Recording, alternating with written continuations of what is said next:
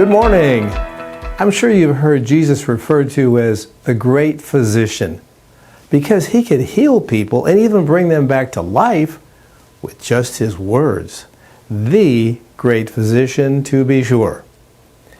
And when you consider that, quote, through him all things were made, John 1:3, we could refer to him as the great engineer, the great scientist, the great craftsman, the great orator, and the great scholar, and many others.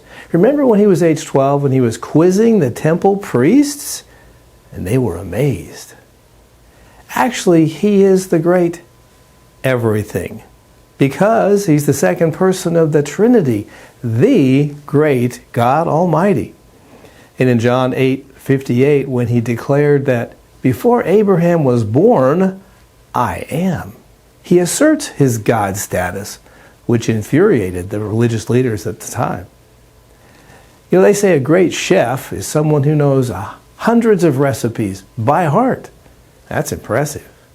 Even though you may have no aspirations of becoming a great chef, you might not mind being a good cook.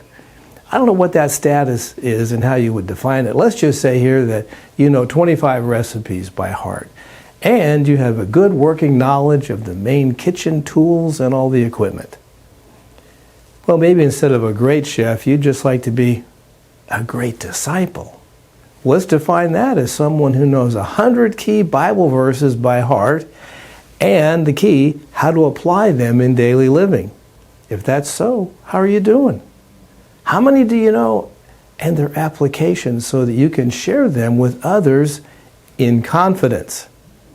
Now, you may already be there, so good for you. But if not, you might aspire to be a good disciple, meaning you know at least 25 key Bible verses by heart. And the key again, you're applying them in your life. Great job. I guess my point today is that as a believer, we know we're secure in eternity, the Christian's reward. And as a result, are striving to make the most of all that God has given us in this life, to honor him and to serve others, as Jesus instructed in Matthew 22, love the Lord your God with all your heart, all your soul, and all your mind. This is the first and greatest commandment, and the second is like it, love your neighbor as yourself.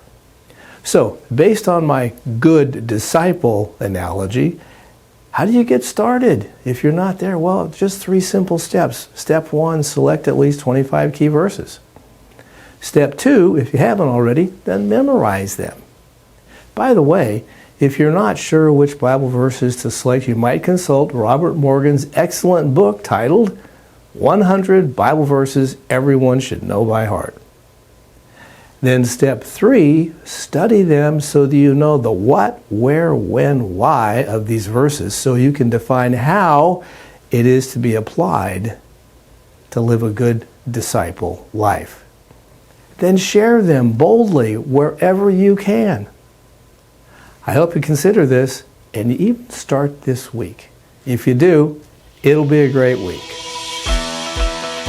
Want to dig deeper on this topic? If so, check out our special Dig Deeper study for this video. Visit our website at lifemarkministries.org.